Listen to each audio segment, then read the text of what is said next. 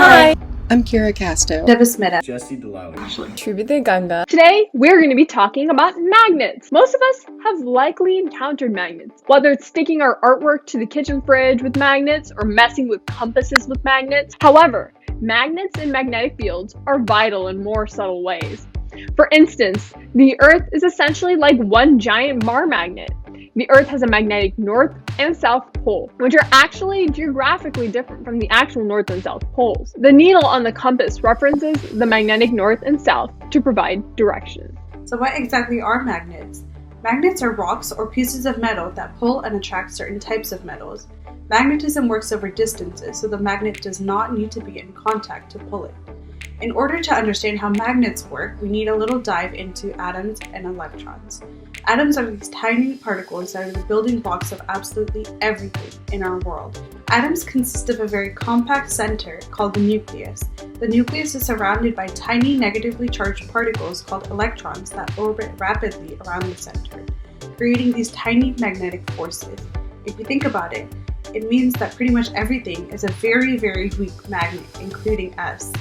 If that's the case, then why don't we just stick to magnets?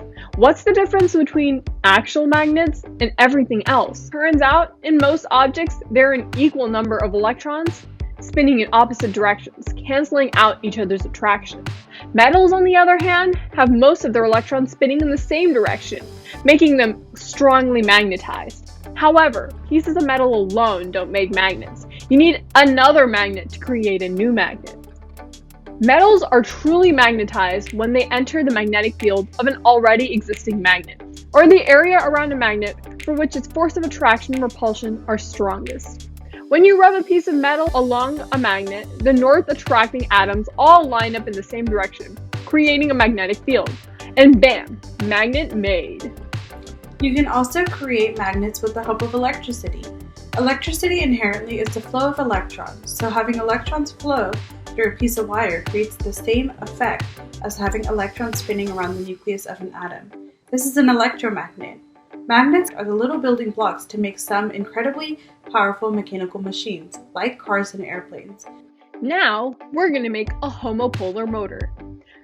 So what exactly is a homopolar motor? As you can see, it's a battery and there's a wire on it and it's spinning. But breaking down the terms, homopolar is a magnet with only one pole, and motor refers to turning the electrical energy stored inside the battery into kinetic energy, which is movement. So tons and tons of electrons flow from the top of the wire and the top of the battery to the bottom of the wire where the magnets are. And the reason the wire spins is actually due to the combination of the magnetic field generated from the electrons moving from the top of the battery to the bottom, and the magnetic field generated by the magnets themselves. Since these magnetic fields are perpendicular, the wire rotates. For our experiment today, we will be requiring the following materials: 1 AA battery, 3 or more neodymium magnets, 1 reel of copper or magnetic wire, and 1 pair of wire cutters or scissors in order to cut the wire. Hello everyone, we're going to have to start by folding this copper wire that we have in on itself to create a point. It helps to use the clippers and give a squeeze. Now that we have that, we're going to go ahead and fold this wire back against itself to create an M shape, just like that. We're going to take our battery and our magnets and connect them like so. The magnets acting as a platform for the battery to sit on. And then we will use this copper wire and we'll touch it to the point right on the tip of the battery there. And we'll measure about halfway down the magnets is where we want to bend. Go ahead and fold both sides in once you have that measured off. So now what we're going to do is we're going to take each of these ends, which are folded in, and we're going to make a loop right here. Eventually we should end up with something that looks similar to this, forming a loop here, and this will go around the magnet. You may have to make some adjustments. More than likely you will. Don't worry if it doesn't work the first time. Eventually, you will be able to place it on the battery where it will rotate.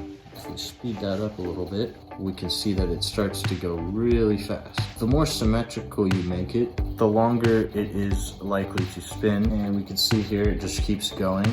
It'll keep on spinning until the battery gives out or it knocks itself off of balance. Wow, pretty cool, huh?